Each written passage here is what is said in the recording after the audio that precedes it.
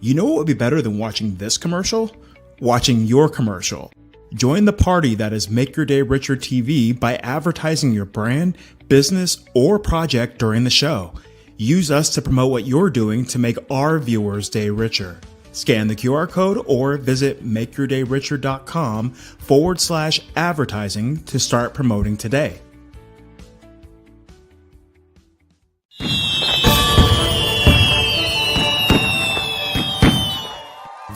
Make your day richer than it was before. Got some good times knocking upon your front door.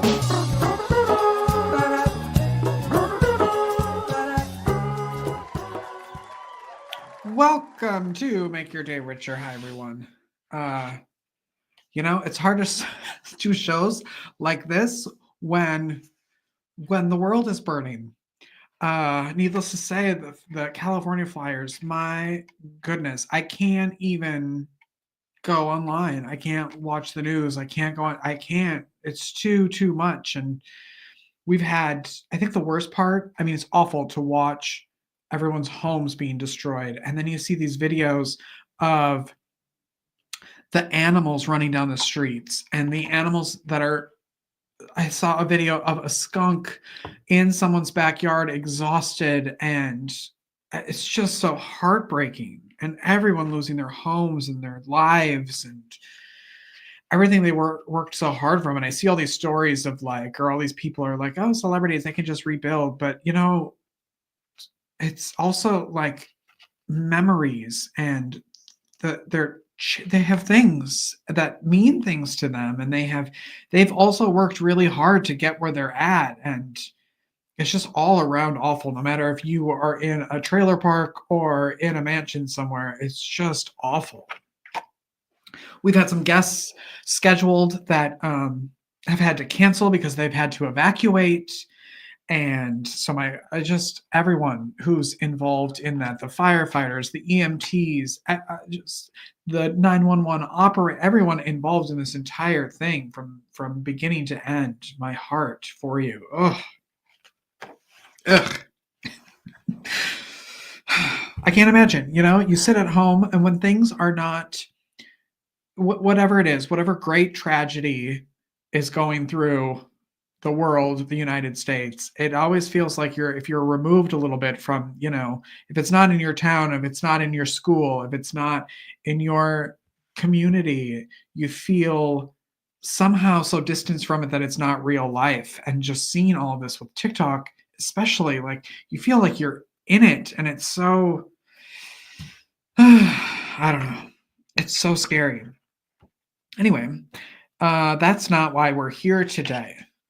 We are here to hopefully bring you something good, and we do, because we have two amazing guests, and we also have 119,000 views and downloads of this show. Holy crap. Thank you, everyone, for supporting the show the way you have. I cannot thank you enough. So now is also a really good time to just share the show. Boom, share the show, and get us to 120,000 by the end of the week. I can't even imagine. My goal was 100,000 before the start of the year, and it is it's January 8th, I think, 9th, and we're already at 119,000. Insane to me. All right, we do have a great show today. Kenneth Swain is here, who's an author. He has a brand new book that you're all going to want to read. Dalila Mya is here. She's going to talk about the Mya Project. She's a fascinating musician, and we're going to play her music video at the end of her interview. So stick around for some music this morning as well. All right, let's get going, shall we? From novels and short stories to poetry, essays, and even children's books, my first guest's work spans a remarkable range of genres. He's a two-time Pushcart Prize nominee and has been featured everywhere from NPR to the Poetry Society of Texas. His new book, Mind State, is available now wherever you get your books. Please say hello and welcome to Kenneth Swain. At 11, Brian? 11. You probably can. It's a bit of a journey. Yeah. And the good news is there are 2 more that are finished and just kind of waiting their turn in the queue. And it covers a wide range too. It's novels, it's short stories, it's poetry, it's essays.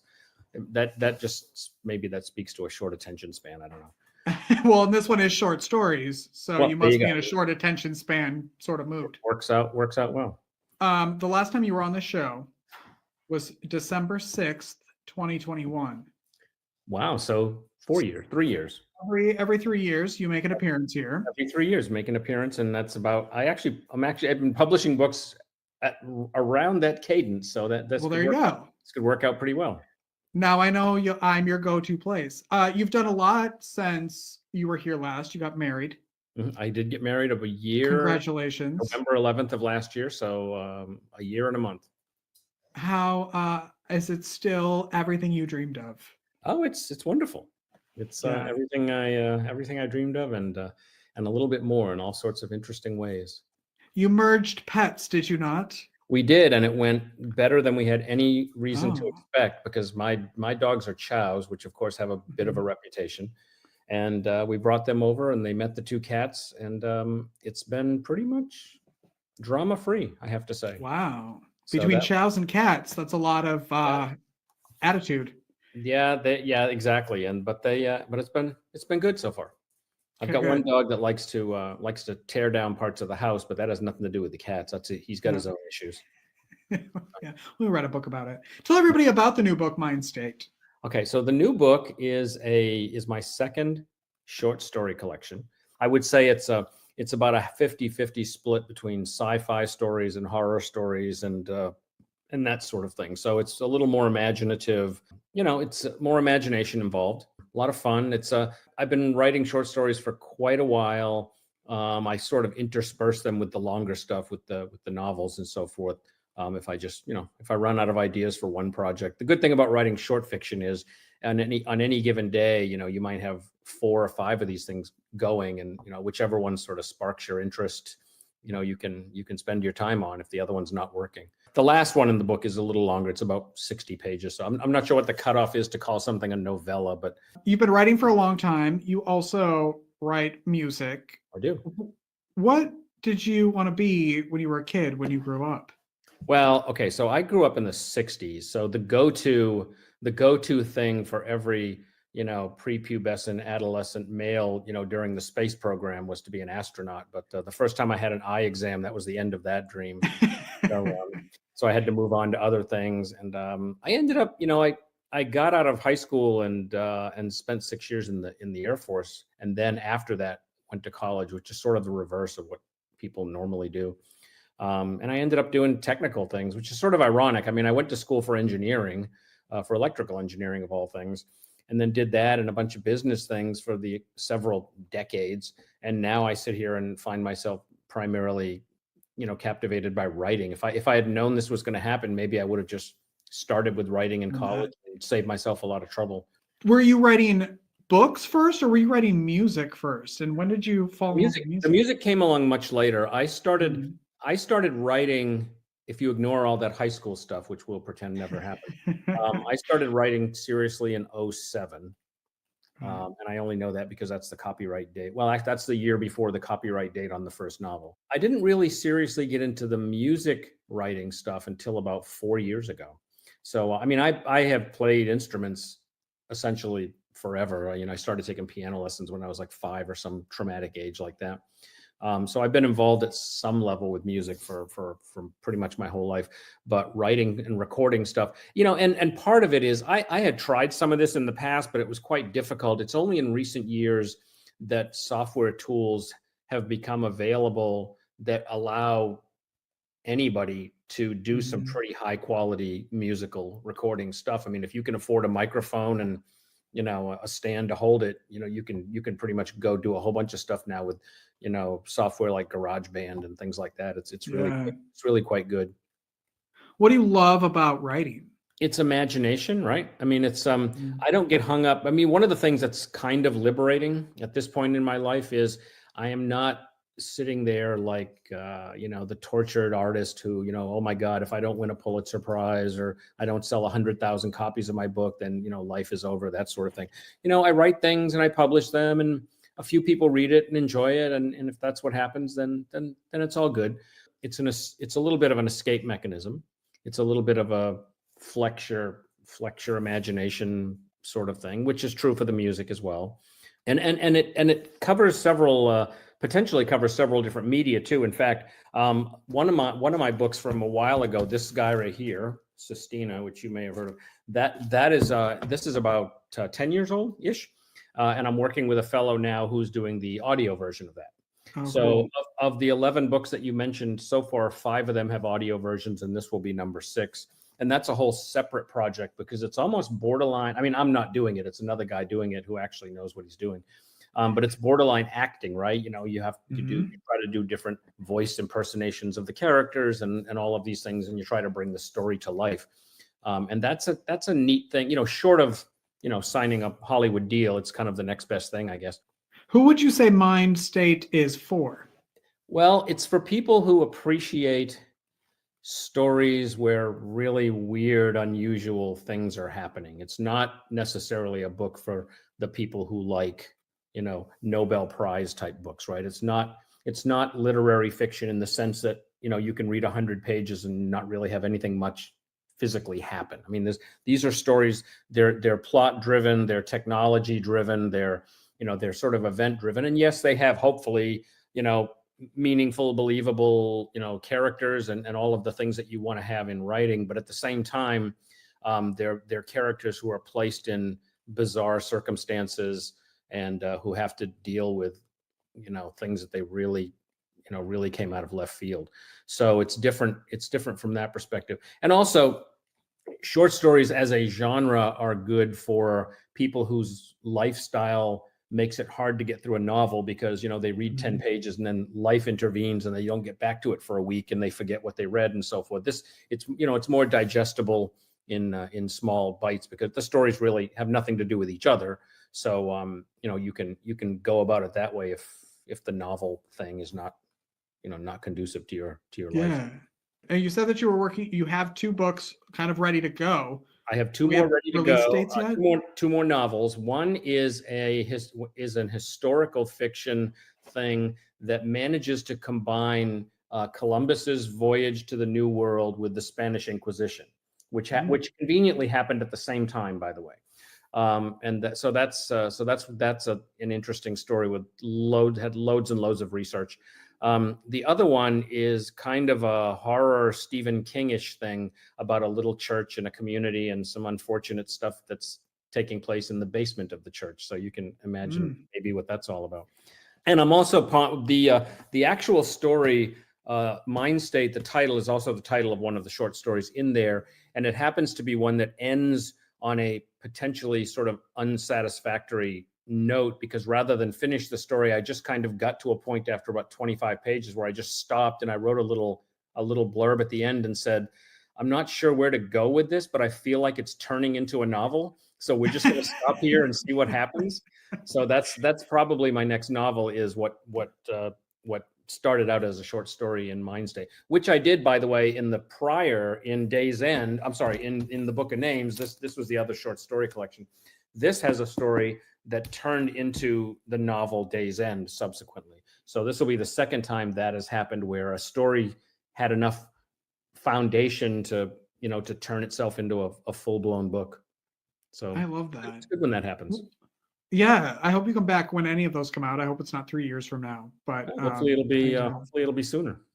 Okay, good. What do you love most about your life right now? Besides that I get to live with Elaine every day and I get to be the guinea pig for all of her culinary adventures.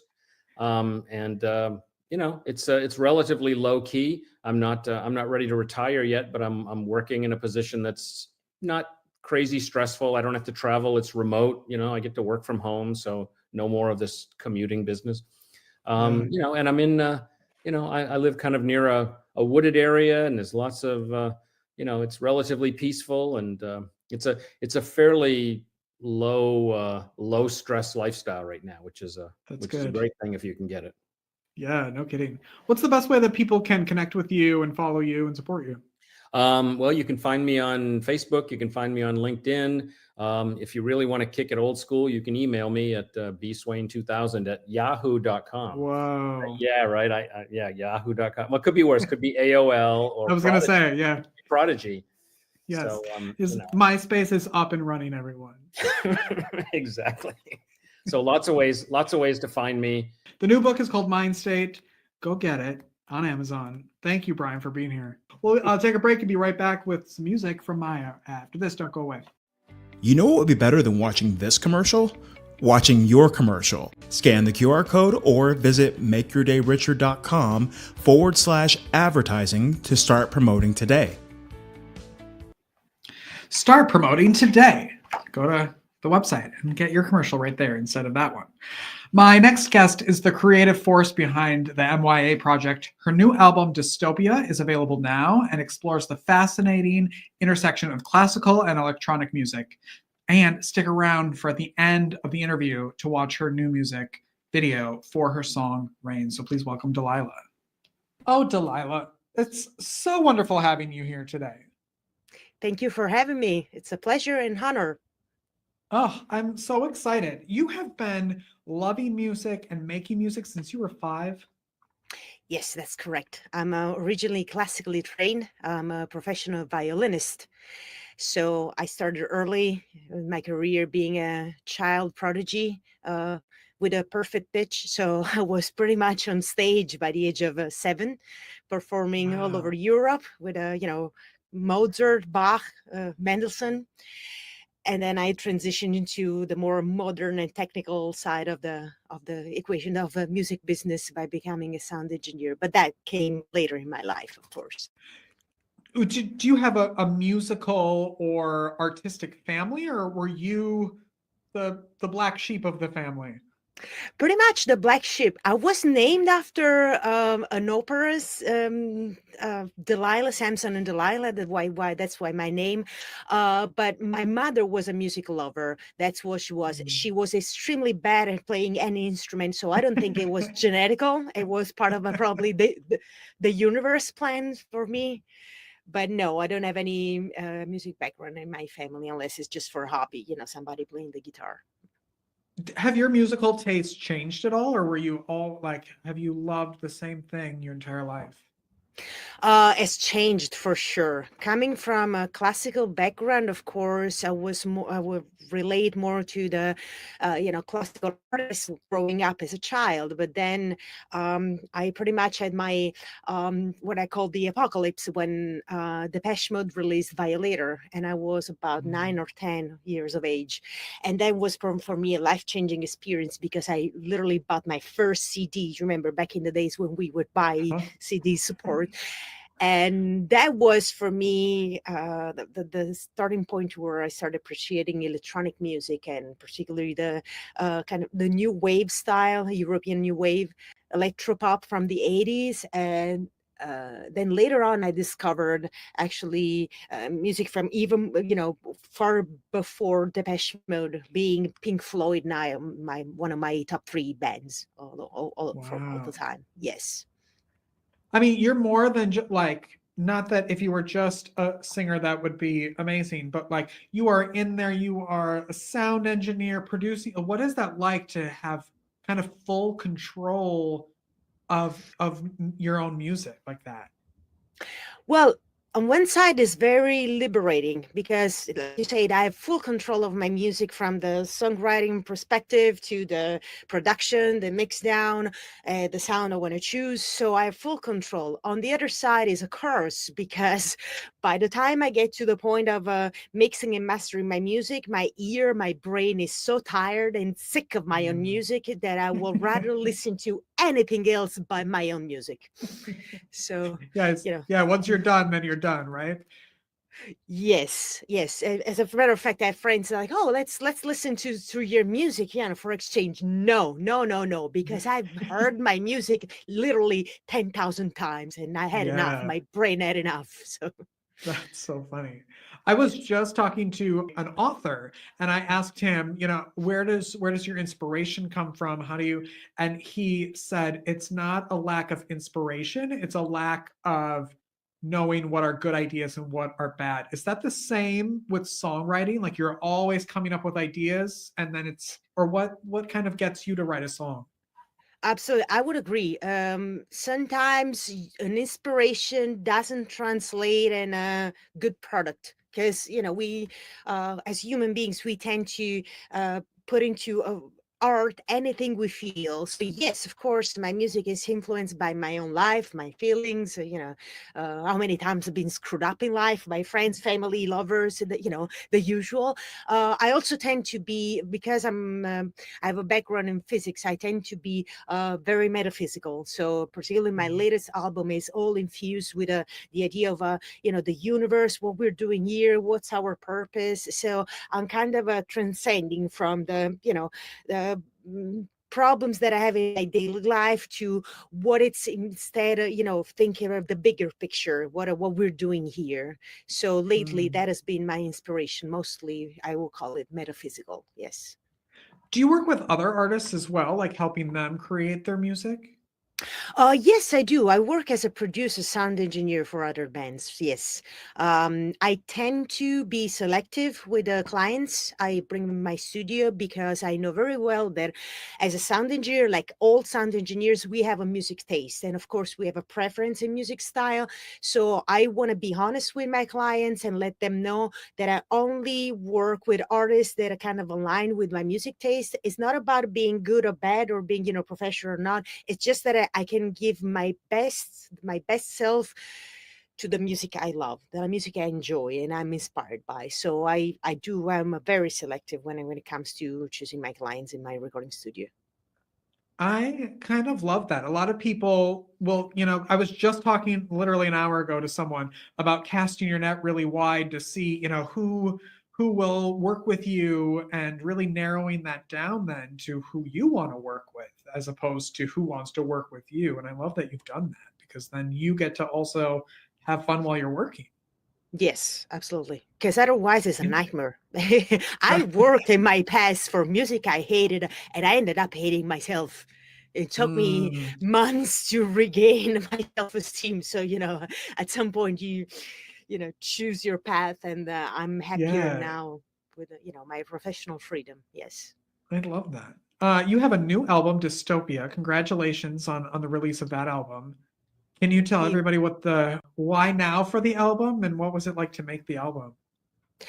Well, Dystopia was, I first started writing material for Dystopia back in 2019. And many, Wow. many artists might agree with me that the production process can be long and takes years because as an artist and particularly as a sound engineer, I'm never satisfied with my final product. There's always something that can be retouched or updated or re-recorded, and at some point I had to stop and just say, okay, those are the songs I want to release and I'm going to work on the mix down of those songs. The first single I wrote for Dystopia was Rain, and it's also the first single that I released as a promotion of Dystopia. Originally, I didn't have a title for the album, and then COVID hit, and because I had a lot of time in my hands to kind of focus on the album, on the production, I kind of looked around, as a spectator, what was going on in the world,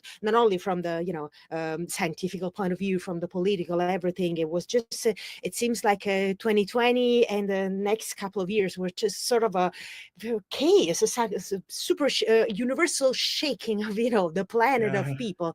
So I summed up the way I felt overall by the word dystopia kind of represented the way I felt during those years, and then eventually became the perfect title for the album because it's people might not recognize the thing that it's a concept album. The first track of the album is "The Universe Begins," so it's my opening as a physicist to what was the main theme of of the album, being first, the first question, like what we're doing here. So "The Universe Begin" opens the album with a big question. Okay, are we going to ever find answers to our origins, what we're doing here, what's our purpose, or maybe not? And then all the other tracks unfolded accordingly, with "Rain" being the first single, and then "Lost in Time," another very metaphysical track, and "Wild World" being probably the happiest, which I wrote for the purpose of writing something with a happier tone for my fans, because I tend to write very dramatic music. Yes, you do. But Yes. I love it. What's it like making music videos? Because it's such a different art form. Yes. Well, what helped me a lot in releasing my videos was the fact that working in a recording studio, I work in partnership with a videographers a lot of times. Video and audio go together. So many times I have sessions with co-workers where we work on synchronizing audio over video or vice versa. So I did have a little bit of background working with Final Cut. And the thing is, living in LA, I know everybody, is a videographer or a music producer. Everybody's shooting a movie or something. And I realized that it was so hard to find actually somebody truly professional, that I decided, you know what, I'm going to do it myself. Why not? Why not? Yeah. I have the idea, I have the inspiration, I have the camera, I have the expertise, I have Final Cut. I have one of my neighbors is a professional actor. So I decided, you know what? And that's the guy who is starring my video, Rain. He's a professional actor from England with a background in theater. And we decided to put together the script for my song, and just came out. Like, we shot the video in my neighborhood in Venice, and I loved it. Where can everybody get the album? So the album is available on all streaming platforms, Spotify, Apple Music. You can actually buy it on Bandcamp. You can either download the digital version, or you can literally have the physical CD shipped to you. Also the vinyl. I'm old style, so for the people, for the people that still like having the support, we do have a special vinyl release. But mostly it's everywhere. It's on YouTube, on my official website, myaprojectmusic.com. So it's really easy to find. You can also Google it. Yeah, tell everybody what the Mya Project stands for and how they can connect with you and find you. So Mya stands for many years ago. Of course, many years ago is when I started, because it seems to me that Mya wasn't really born just with the release of my first album. Has been pretty much my life path, my career throughout the years since I was 5. So I thought, what could be the best acronym for representing my music career many years ago? And I love the sound of Mya, Mya, whatever you want to call it. So it sounded good. And Mya Project was like, okay, I love this. I thought about it. Okay, who else has a name with project? Alan Parsons Project. Alan Parsons. I love the sound engineer. You know what? I'm gonna take that inspiration. And I do have an official website, which is Mya Project. So myaprojectmusic.com. Also have a personal website, Dalila Mya. So you can find him online, and you can find all the links to my music and videos, of course. Okay, good. So many ways to connect with Dalila. It's a pleasure having you here. Thank you so much for stopping by. Thank you so much for having me. Thank you. I have one last question for you. What do you love most about your life right now? The freedom. I never worked a 9-5, probably only once in my life, and it was traumatic. The worst. Yes. So I'm glad I can work. I work in research as a physicist, but I'm a freelance. I'm a freelance as a sound engineer. I decided what to do day by day, and I think it's the most precious thing that I could ever have in my life, my intellectual freedom. I love it. Thank you again for being here. I appreciate it so much. Thanks for sending over the music. Who doesn't want to start their day with music? So thank you. Yeah. I used to believe in principles. Used to believe in freedom and pride. See, I saw people abroad that just scrambled and scratched to make a living. I know that's me. See, I thought that I was helping them, but now it's me that needs the help. Ain't that so? It's kind of funny in a way. But never take for granted what you got or who you think you are. Ain't that right, eh? It's never quite the same. Never. That's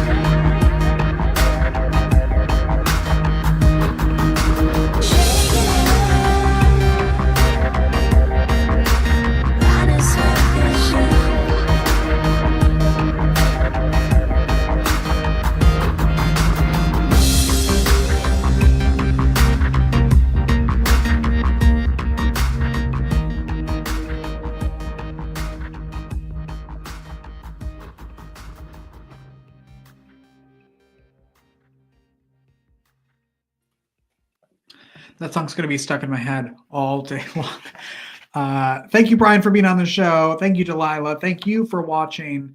Go make your day richer. Go make someone else's day richer. You've made mine by watching the show, and I love you for it. On tomorrow's show, all brand new, Ending the Week with Michael Stockham, who is the author of Confessions of an Accidental Lawyer. And we've got Ray Harchin here, who is a cancer advocate and has a great, touching, honest, beautiful book about his cancer journey. So we will see you tomorrow, everyone. Bye-bye.